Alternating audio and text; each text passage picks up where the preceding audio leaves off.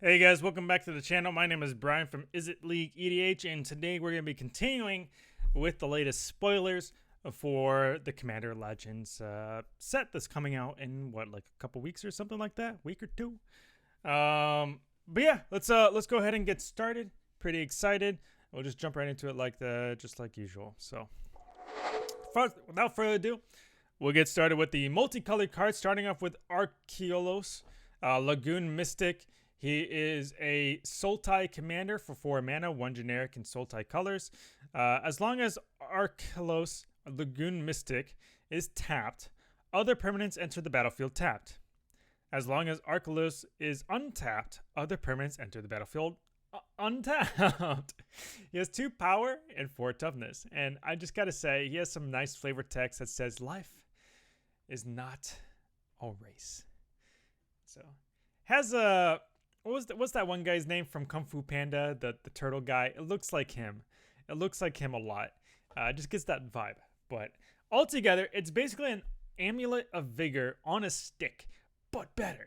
Because not only does your stuff come in untapped while he's untapped, but all your opponent's stuff can come in tapped when he's tapped. So a lot of cool, fun little shenanigans you can do with this card, to be honest. And I think people will underestimate just how good it is to have your opponent's stuff come in tapped, because it can ruin a lot of combos from happening immediately when they come in tapped. So there's obviously going to be a lot of really cool effects that you can do to kind of manipulate whether or not he's tapped or untapped, such as there's a lot of blue cards, for example, that could easily do that can tap him down, keep him tapped down, or instantly have him tapped up and stuff. There's artifacts that you can pay mana to tap and untap him and stuff. So there's a lot of really nice ways you can easily go about doing this. So next up, we'll go into Gen, Arcanum Weaver. He has a 3-drop Mardu commander for 1 red, 1 white, 1 black. He's a legendary creature, human wizard. He has 2 power, 3 toughness. For Mardu colors, so red, white, black, you can tap him and sacrifice an enchantment. Return target enchantment card from your graveyard to the battlefield. So what I believe to be the first time, just the first time as far as I'm aware, we have a Mardu commander that cares about enchantments. Pretty interesting. At the very least, it makes it so that if people who like making enchantment-based type decks don't have to necessarily focus on playing, say, Bant colors, blue, white, green. You don't have to necessarily play those specific colors in order to play an Enchantment Matters type deck. Now you can play a Mardu Enchantment Matters type deck instead. So you now have that instead in exchange for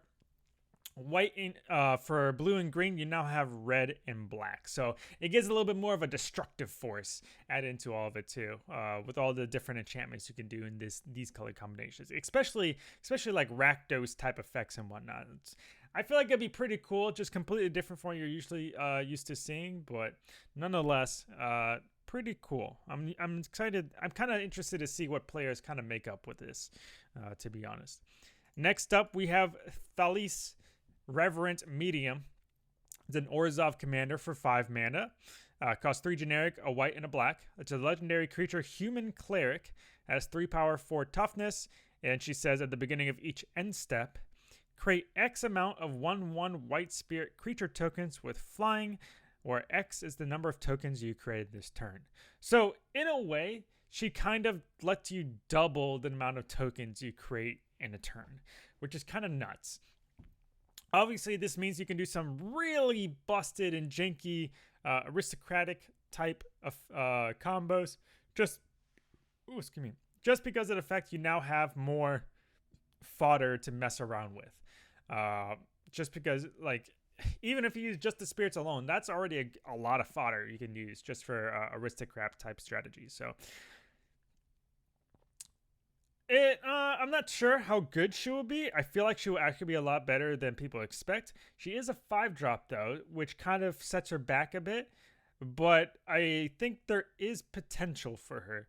I have a feeling I'm no Orzhov specialist, so If you happen to know better, go ahead and let me know in the comment section down below. But I'm pretty sure and certain there are some better commanders that want to do what she does, but just better. So yeah. Next up, we have Tuia Bearclaw. It's a 3-drop Gruul commander for 1 generic, a red and a green. It's a legendary creature, human warrior. Has 2 power, 2 toughness, and says whenever Tuia Bearclaw attacks, it gets +X until end of turn, where X is the greatest power among other creatures you control.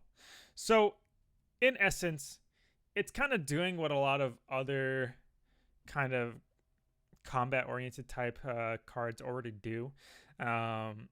It's a go big deck. It's a Gruul deck. Like it's as straightforward as can be. There's not really much said to be about this.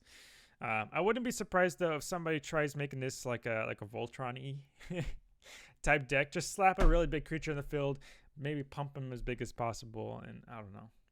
Yeah, it's pretty straightforward. I would say you could fling it if you really need to.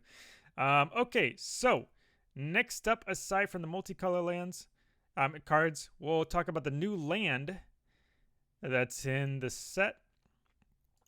Oops. Which is going to be Warroom.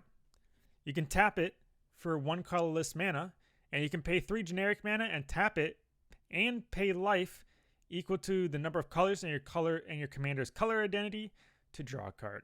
So overall, personally, I feel like Warroom is only really useful for monocolored decks that don't have a lot of card draw.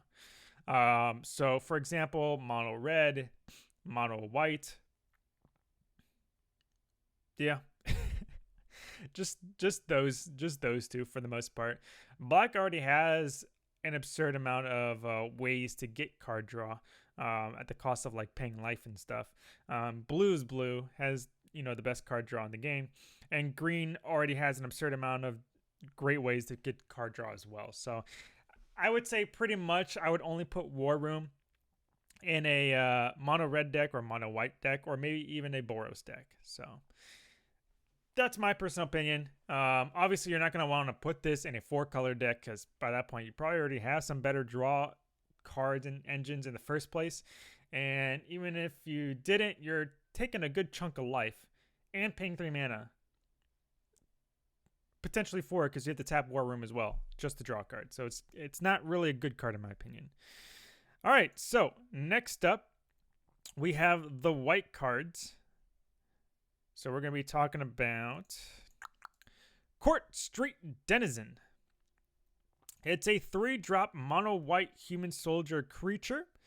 Where is it? Okay. It's 2 power, 2 toughness. Says whenever another white creature enters the battlefield under your control, tap target creature an opponent controls. To be honest, even though this is just a common, I do believe this is actually way better than people are probably going to be giving it credit for.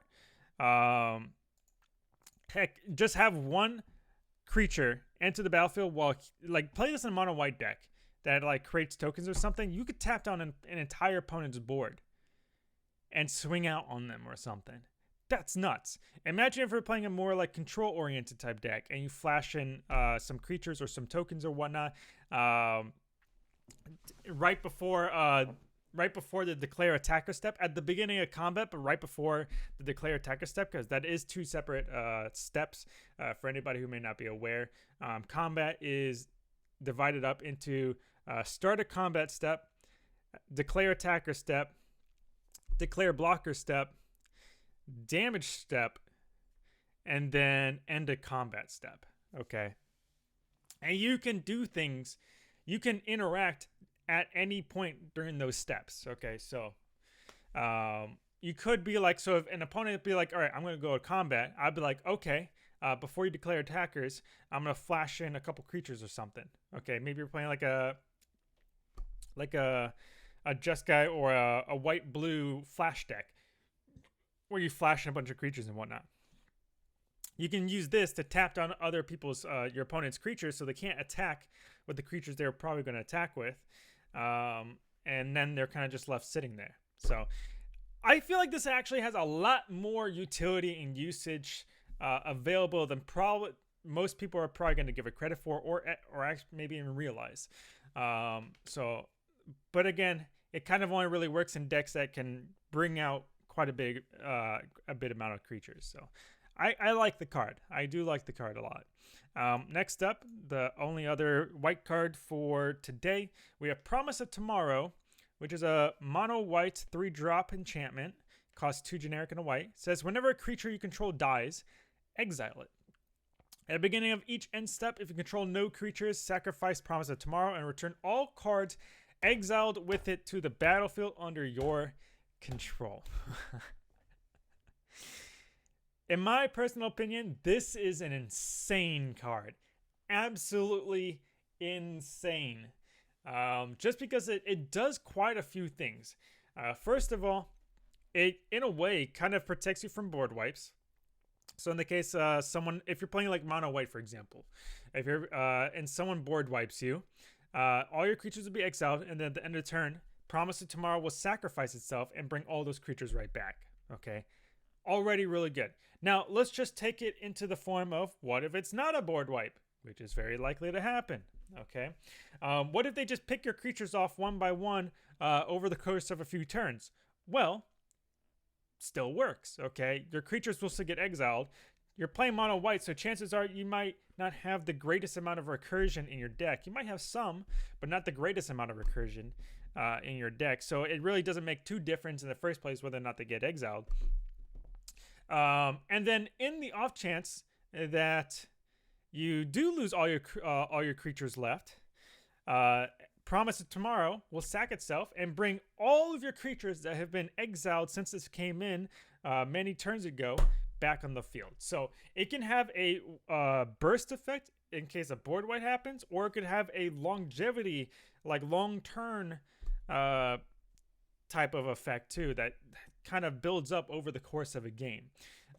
So overall, really powerful card. The only thing I do want to mention real quick is that be careful if your creatures get exiled, but someone blows up and destroys Promise of Tomorrow first before it sacks itself, you won't get those creatures back that were exiled. That's the only caveat you have to be aware of. Otherwise from that, it's a pretty strong card in my opinion. And honestly, this might be an auto-include in in a lot of mono white decks and Boros decks, and maybe a couple other decks too, depending on how they play. So pretty good card. All right, so next up, we'll go into the blue cards for today. Where is it? All right, so that is not a blue card. Whoops. There we go. That's a blue card. It's only one blue card for today. It's Fall from Favor. It is a 3-drop mono blue enchantment aura. It costs 2 generic and a blue. It says enchant creature. When Fall from Favor enters the battlefield, tap enchanted creature and you become the monarch. Enchanted creature doesn't untap during its controller's untap step unless that player is the monarch. So I'm personally in love with this deck because it just like it's a massive it's just like a massive middle finger to whoever's creature you just tap down, because now instead of just straight up not letting them untap like most other effects with this type of ability do, now you get the added bonus of being the monarch, and chances are one of your other opponents besides the one you tapped it down is gonna be could potentially become the monarch instead of you. So it's just the monarch being passed around aside from the guy being tapped down, and the creature's just kind of sitting there like, bro, you're being a jerk. It just I just love it because it's like a troll card. The fact it gives you monarchy alone is already pretty good for a 3-drop. It locks a creature down, gives you monarchy, and keeps it locked down. That's pretty good in my opinion. I might potentially play this in like my mono blue deck. So pretty cool card. Last but not least, there's not a whole lot of cards for today, to be honest, guys. Last but not least, we got the mono red cards for today. There's only one mono red card. That is Furnace Celebration. It is a 3-drop mono red enchantment. Says whenever for 1 generic and 2 red. Says whenever you sacrifice another permanent, you may pay 2 mana. If you do, Furnace Celebration deals 2 damage to any target. Personally, I feel like this card is really bad. It's just really bad. You're paying 3 mana to put on the board, and every time you sacrifice something, you have to pay 2 mana to shock to get a shock effect. I don't like that, just because of the fact that typically if you're running like a sacrificey type deck, or running some sort of like aristocraty type deck, whether it be Rakdos or Mardu or Orzhov. Well, actually, you would have to be Mardu if you're playing red with white black. But whether or not it's Rakdos or Mardu or whatnot, heck, maybe even Gruul. That's unlikely though. You're going to be relying on aristocrat type engines and combos that can happen immediately without having too much of a cost. And having to pay 2 mana to do, in addition to sacrificing stuff, especially if you're sacking tons of stuff over and over and over and over and over and over and over again in a single turn, you're not going to be paying that 2 mana. So altogether, I feel like it's a pretty bad card. This is mostly a card that you might use for fun, for like a new or casual player, but for the most part, not a very good card. So, all right.